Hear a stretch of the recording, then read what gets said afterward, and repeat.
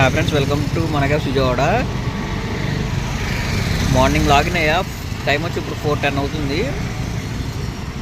లోకల్లో ఒక 3 బుకింగ్లు కంప్లీట్ చేశా. ప్రజెంట్ తాడిగడప క్యాపిటల్ హాస్పిటల్ ఉంటుంది కదా, అక్కడున్న తెలిసిన వాళ్ళు మచిలీపట్నం కిరాయి చెప్పారు. క్యాపిటల్ హాస్పిటల్ నుంచి మచిలీపట్నం డ్రాపు. అంటే లాగిన్ అవ్వడం తక్కువ ఉందని లాగిన్ అవర్స్ బుకింగ్స్ రావట్లేదు. యూబర్కి ఓలాకి పాస్ కట్టా, అయినా కానీ బుకింగ్స్ బాగా తక్కువ వస్తున్నాయి. లోకల్లో పడుతున్నాయి, అవుట్ స్టేషన్ ఏం పడట్లేదు అనమాట.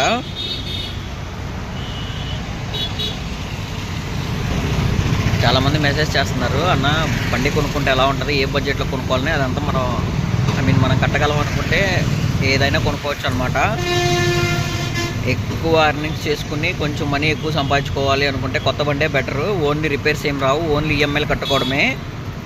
అలా కాకుండా సెకండ్ హ్యాండ్లో బండి కొంటే అవి ఏదైనా కంప్లైంట్ వస్తే అది కూడా ఫేస్ చేయగలిగి ఉండాలి. ఫేస్ చేయగలం అనుకుంటే సెకండ్లో బండి కొనుక్కొని తోలుకోవచ్చు. అర్నింగ్స్ అయితే కొంచెం తక్కువే ఉన్నాయి, పర్లేదు. మనం ఎక్కువ లాగిన్ అవర్స్ ఉండి కస్టమర్తో మంచిగా బిహేవ్ చేస్తే కస్టమర్ నెంబర్ తీసుకుని మళ్ళీ కాల్ చేస్తారు మనకి. బట్ కొత్త వాళ్ళు ఈ ఫీల్డ్లోకి వస్తే ఈ ప్రాసెస్ అంతా జరగడానికి ఒక 2 months అయినా పడుతుంది. బండి కొనేగానే బుకింగ్స్ రావట్లేదు అయితే అనుకోకూడదు. ఎవరో చెప్పారు బుకింగ్స్ బాగా వస్తున్నాయని కొనేసి లాగిన్ అయిపోయి ఒక 1 monthకి ఏం రావట్లేదని డిసప్పాయింట్ అవ్వకూడదు. నా బిజినెస్ నాకుంటే నీ బిజినెస్ నీకు ఉంటుంది అన్నమాట. కొంచెం జాగ్రత్తగా తోలుకోగలగాలి.